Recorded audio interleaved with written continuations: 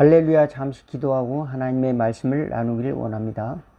하나님 우리 아버지 감사합니다. 세상은 혼란스럽고 때로는 자연재해로 인해서 어려움을 당하고 있는 사람들이 많습니다. 또 식량이 부족한 사람들도 있고 또 경제적으로 어려움을 당하여서 직장을 못 구하는 사람도 있습니다. 전쟁이 일어나서 마땅히 머무를 곳이 없는 많은 사람들도 있습니다.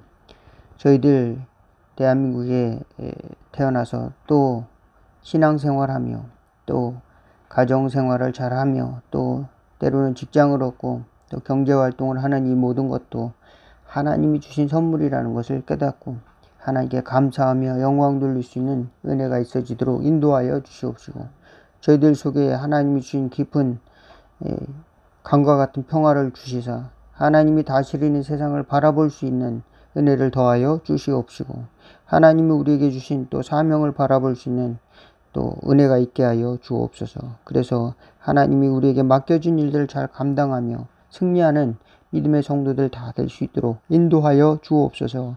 예수 그리스도의 이름으로 기도하옵나이다. 아멘. 오늘 함께 은혜 나누실 하나님의 말씀은 고린도 후서 8장 9절에서 15절 말씀입니다. 제가 봉독해 올리겠습니다. 우리 주 예수 그리스도의 은혜를 너희가 알거니와 부요하신 이로써 너희를 위하여 가난하게 되심은 그의 가난함으로 말미암아 너희를 부요하게 하려 하심이라. 이 일에 관하여 나의 뜻을 알리노니 이 일은 너희에게 유익함이라.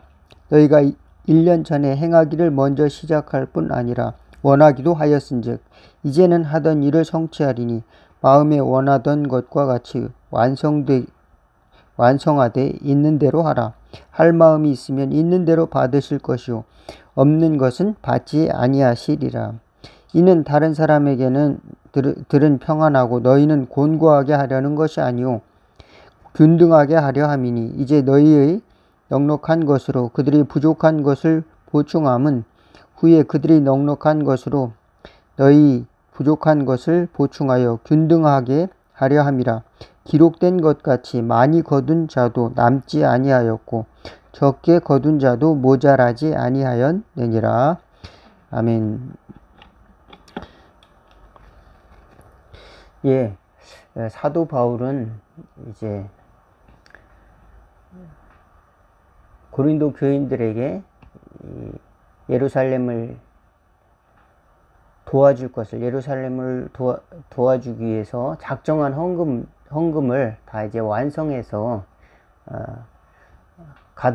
가져다 줄 것을 이제 계획을 이야기하는 겁니다. 그래서 그 연보를 격려하는 것입니다.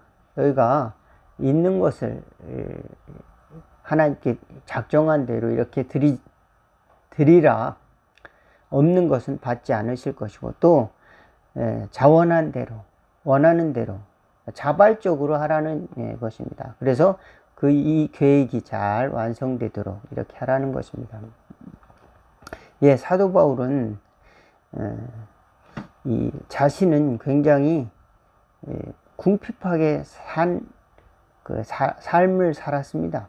굉장히 풍족하고 여유 있게 산 사람이 아니지만 그는 하나님의 모든 풍성한 것이 가득하게 넘쳤다는 것을 성도들에게 증언을 하고 있습니다. 그리고 성도들에게 그것을 누리라고 그것을 또 역설을 하고 있습니다. 어떻게요? 예수 그리스도께서 가난하게 되심은 부유한 이로서 너희를 위하여 가난하게 되심은 그의 가난함으로 말미암아 너희를 부유하게 하려 하심이라. 우리에게 그리스도의 풍성함을 경험하게 하시기 위해서 그분께서 고난을 당하셨으니 우리는 그 풍성한 은혜를 가지고 또 우리도 누군가를 이렇게 돕는 마음을 가져야 된다라고 하는 사실입니다. 그것은 우리가 은혜를 받아서 예수님 때문에 은혜를 받아서 어떤 사람들은 은혜 받은 자가 평안하고 또 부유해지고 또 어떤 사람들은 그 중에 희생을 하고, 예수님은 당연히 희생을 하고, 우리는 당연히 평안을 누리고, 우리는 당연히 모든 그 축복의 이익을 받는 것을 당연한 것으로만 받아들이지 말라는 것입니다. 그리고 또 어떤 사람들이 그리스도인의 희생을 통해서 어떤 사람은 부자가 되고 어떤 사람은 그저 항상 고난당하는 그런 것을 하나님이 원하시는 것이 아니라, 여기 보면은 사도 바울이 균등하게 하려 함이라 이렇게 이야기하고 있습니다. 그래서 하나님의 방법은 하나님이 이스라엘 백성들에게 만나를 주셨는데, 적게 거둔 자도 부족함이 없고 많이 거둔 자도 넘치지 않았다. 딱 적당하게 주셨다는 것을 강조하고 있습니다. 그래서 우리 예수 믿는 사람들은 때로는 그 세상적인 그 방법으로 우리 자신을 바라볼 때 굉장히 불공평하다라고 생각하면서 목사님에게 하소연하는 경우가 종종 있습니다. 목사님, 참 불공평해요. 공평하게 대해주세요. 똑같이 대해주세요. 어떤 사람에게는 잘해주고 어떤 사람에게는 못해줍니까? 나도 악수해주시고 저 사람도 똑같이 악수해주세요. 또 저 사람도 신방하고 나도 똑같이 신방을 해주세요. 라든지, 똑같이 내가 균등하게 이렇게 무엇인가 받았다고 하는 그 감정, 그걸 가지기를 원하는 겁니다. 왜냐? 그렇지 못한 느낌, 그렇지 못한 괴리감을 세상 속에서 많이 느끼기 때문에 그렇습니다. 아, 저 사람들은 우리하고는 달라. 우리하고 똑같지가 않아. 저 사람들은 저 사람들 또 길의 삶이 있어. 우리랑은 달라.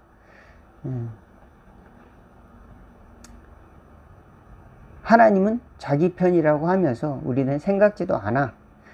이렇게 하면서 같은 믿는 신자라 할지라도 서로 하나님의 이름을 부르면서도 그들은 하나님의 정의, 하나님의 공평함을 깨닫지 못하고 있는 것입니다. 이 종이 한 장 차이입니다. 하나님의 정의, 하나님의 공평함은 우리에게 똑같이 하나님이 주신 그 은혜를 깨닫는 것으로부터 시작을 해야 되는데, 그렇지 않고 상대적으로, 아, 내가 저 사람보다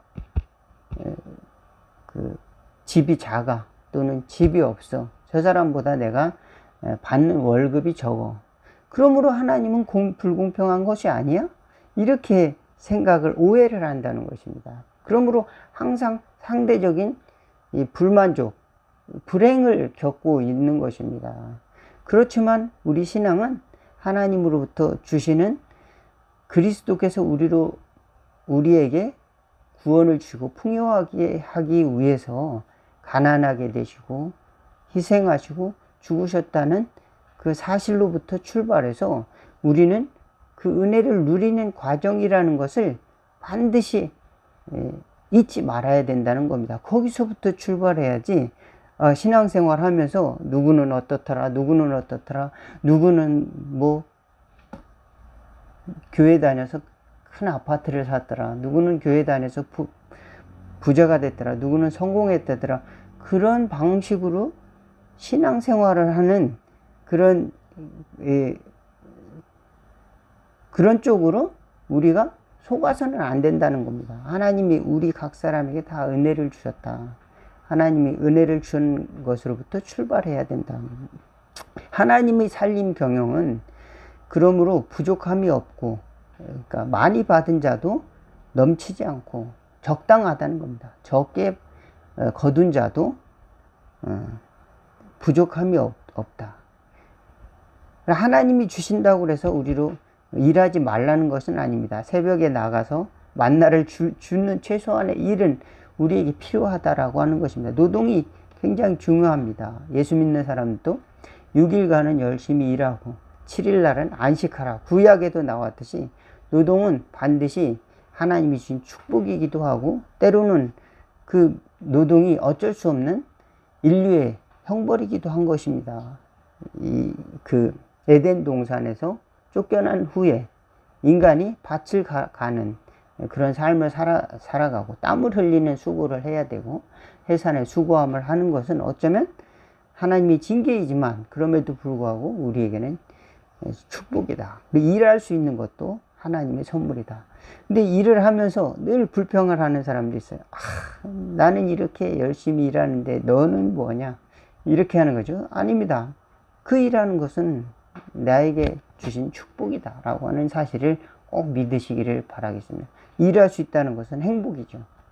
또 거기서 이제 또 임금을 받고 또 재산을 축적할 수 있는 것도 하나님이 주신 은혜다. 큰 틀에서 보면 이게 다 은혜다. 그것만이 그 최고의 복이다. 이렇게 할 수는 없지만 그것도 하나님이 주신 은혜다 라고 하는 사실을 기억할 수 있기를 바라겠습니다. 하나님은 우리에게 있는 것을 받으신다는 겁니다. 없는 것을 억지로 야, 너 저 사람만큼 나에게 바쳐 양을 잡고 소를 잡아서 제사를 드려 이렇게 하시는 분이 아닙니다. 억지로 우리에게 헌금을 하게 하시는 분이 아니라 자발적으로 있는 것을 받으신다라고 하는 것입니다. 그러면 하나님이 우리에게 어떻게 하나님의 경영 방식으로 축복하시는가는 하나님이 먼저 우리에게 은혜를 주셨고 그 다음에 그걸 알게 하시는데 그것을 알게 하실 때에 우리는 우리에게 주신 그 선물 곧 가진 것을 통해서 또 하나님은 복을 주신다. 없는 것을 찾아서 이렇게 하나님이 없는 것을 근거로 우리에게 추궁하지 않으신다. 없는 것을 근거로 우리에게 책임을 물으시지는 않는다라고 하는 사실을 우리가 잘 깨달아야 됩니다. 우리는 그 없는 것을 근거로 세상은 왜 이렇게 불공평해? 나에게 없는 것을 근거로 세상은 왜 이렇게 불공평해? 하나님은 왜 이렇게 정의롭지 않으셔? 정의로운 심판이 없으셔? 이렇게 때로는 불평하기도 하지만 사실은 하나님은 공평하시다. 하나님은 정의로우시다. 그리고 그것은 오늘 성경에 보니까 균등하게 하려는 하나님의 의도가 있다. 예. 하나님이 예루살렘 교회를 축복하여 주셔서 부흥하게 하시고 영적인 은혜를 충만하게 부어주셔서 많은 곳에 선교할 수 있도록 이렇게 그 기름을 부어주셨습니다. 그렇지만 그 지역에 핍박도 있었고 또 오늘 보니까 바울의 시대에 큰 기근이 왔습니다. 기근이 왔어요. 또 먹을 것이 부족하고 경제적으로 어려웠습니다. 이때에 마게도냐 사람들은 그 어려운 중에도 헌금을 하고 또 여기 보니까 고린도 교우들에게도 같이 형제들을 도와줄 것을 사도 바울은 격려하고 있습니다. 그렇게 한 이유는 어떤 사람은 편하고 어떤 사람은 고생하며 살라는 것이 아니라 하나님의 공평함이 이루어지도록 이렇게 하도록 하는 겁니다. 또 그것이 자발적으로 됐다라고 하는 사실에 대해서 굉장히 기쁨을 표현을 하고 있습니다. 사도 바울은. 그래서 우리가 신앙생활은 야, 이게 세상이 왜 이렇게 불공평해? 다 때려 부셔야 되는 거 아니야? 이것이 아니라 하나님 우리에게 주신 축복을 자발적으로 참여하는 것입니다. 하나님이 나에게 주신 것이 무엇인가? 그리고 이것을 어떻게 우리가 이 가치가 흘러갈 것인가? 하나님이 주신 가치를 흘려보낼 것인가? 하는 문제를 가지고 우리가 승리해야 될 줄로 믿습니다. 하나님이 나에게 주신 것이 무엇인가? 나에게 주신 시간, 또 나에게 주신 건강, 또 나에게 주신 하나님의 신분, 하나님의 자녀로서의 은혜, 하나님이 주신 구원의 확신, 용서함, 이 모든 것, 신앙적인 그 가치뿐만 아니라 물질적인 모든 것도 하나님이 주셨다고 하는 것을 바라봐야 됩니다. 그렇지만 우리는 그것을 바라보지 못하고 환경을 바라보면서 때로는 낙심하고 때로는 야, 한 발자국도 못 움직이고 하나님이 계신가? 이렇게 생각할 때가 있습니다. 그렇지만 하나님께서는 우리의 가진 것을 들어서 하나님이 경영 방식대로 하나님은 저와 여러분을 충분히 축복하시고 하나님이 정의와 하나님의 공평을 이루신다라고 하는 확신을 가지시기를 주의 이름으로 축원을 드리겠습니다. 물론 우리가 신앙적인 눈이 아니라 세상 사람들이 보는 눈으로 볼 때는 야, 세상에는 아직도 전쟁이 있고 또 가난 때문에 죽어가는 사람도 많고 질병 때문에 죽어가는 사람이 있어. 하나님이 안 계신 거 아니야? 그렇지 않습니다. 하나님께서 하나님의 방식으로 오늘도 역사하고 계시다. 그것은 하나님의 가치가 흘러가도록 하나님께서 통로를 열어주셨고 저와 여러분은 그곳에 참여하도록 부름을 받았다는 사실을 꼭 믿으시기를 바라겠습니다. 그것은 어떤 제도가 아닙니다. 또 어떤 무슨 율법적인 어떤 그런 강제가 아닙니다. 하나님이 우리 마음속에서 자발적으로 우리에게 할 수 있도록 은혜를 주신 믿음으로부터 신앙이 출발한다. 그리고 그 믿음 있는 세계로부터 하나님께서는 풍성한 것을 다 경험하도록 우리 믿는 자들을 초청하고 계시다 라고 하는 사실을 믿으시기를 바라겠습니다. 예, 하나님의 일을 위해서 남편을 바친 사람이 있었습니다. 열왕기하 4장에 보면은 그에게는 두 아들이 있었는데 그 여자에게는 사르밧 과부, 그 과부에게는 두 아들이 있었는데 가진 것이라고는 기름 한 병, 기름 한 사발밖에 없습니다. 기름 한 사발이 전부인데 이제 남편을 하나님이 일을 한다고 해서 보내고 그 가지고 있는 재산을 다 그 일을 위해서 남편을 뒷바라지하느라고 다 써버렸습니다. 그래서 이 사람들에게 가지고 있는 것은 아들과 자기 자신과 기름 한 사발밖에 없습니다. 그런데 빚을 준 사람이 빚쟁이들이 찾아와서 종을 삼고자 한다는 겁니다. 이때 하나님의 종 엘리사가 그에게 와서 너에게 있는 것이 무엇이냐 이렇게 해서 가진 것에 대해서 다시 한번 확인하는 겁니다. 이 한 병에 한 사발에 그 기름밖에 없습니다. 이제 나는 이제 끝입니다. 이렇게 이야기할 수가 있겠죠. 뭐 다른 것도 할 수도 없고 가진 것이라고는 우리 두 아들과 자기 그리고 뭐 팔 수도 없는 자기 먹고서 죽을 수밖에 없는 그런 기름 한 사발밖에 없다라고 하는 것입니다. 그렇지만 엘리사는 그 기름을 통해서 축복해 주셨습니다. 야, 너 이웃집에 가서 그릇들을 잔뜩 빌려와. 그래서 그릇을 잔뜩 빌려오게 한다. 그리고 문을 닫아. 그 다음에 그 빌린 그릇에 기름을 너가 가지고 있는 기름을 쏟아 부어. 그래서 그 가지고 있는 기름을 붓습니다. 그런데 그 가지고 있는 기름이 없어진 게 아니라 또 있어졌어요. 그래서 없는 것이 아니라 0 곱하기 빌려온 그릇 개수 100이 아니라 1 곱하기 빌려온 개수 기름 100. 빌려온 그릇 개수만큼 무엇이 찾는가? 하나님의 은혜, 곧 기름이 찼다라는 사실을 기록하고 있습니다. 열왕기하에. 너무도 신비한 일이긴 하지만 우리는 이것을 통해서 하나님께서 우리에게 주신 신앙의 본질을 이해할 수 있는 지혜가 있기를 주의 이름으로 축원을 드리겠습니다. 없는 것을 통해서 허황된 것을 통해서 우리가 다른 사람이 무슨 어떤 사업을 해서 수십 배 돈을 벌었더라, 뭐 어떤 로또를 당첨했다더라, 주식을 해가지고 수백 배 이익을 얻었더라, 무슨 이런 그래서 나도 그렇게 돼야지.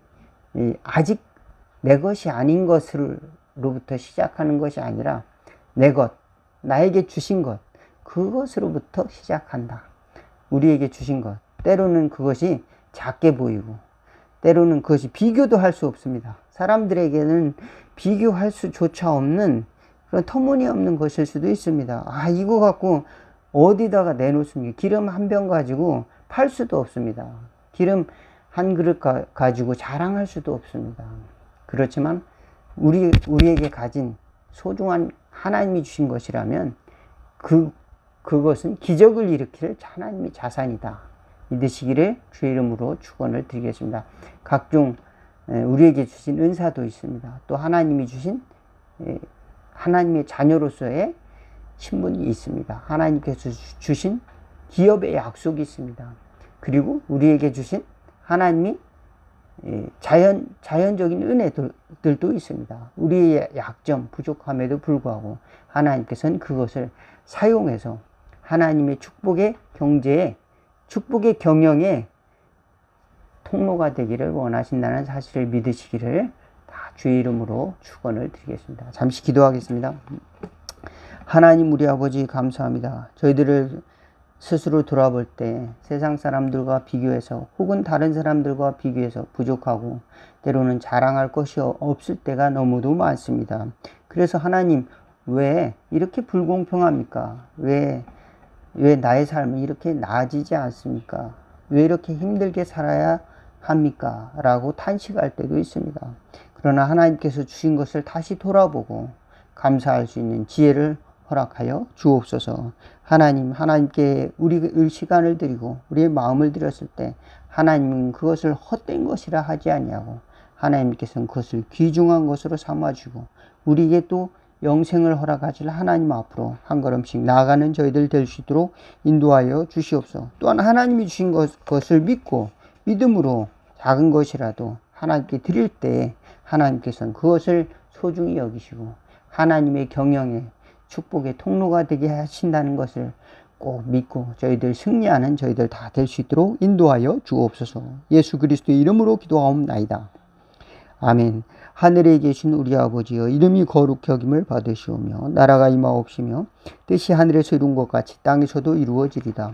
오늘날 우리에게 일용할 양식을 주옵시고 우리가 우리에게 죄 지은 자를 사하여 준 것 같이 우리의 죄를 사하여 주옵시고 우리를 시험에 들게 하지 마옵시고 다만 악에서 구하옵소서.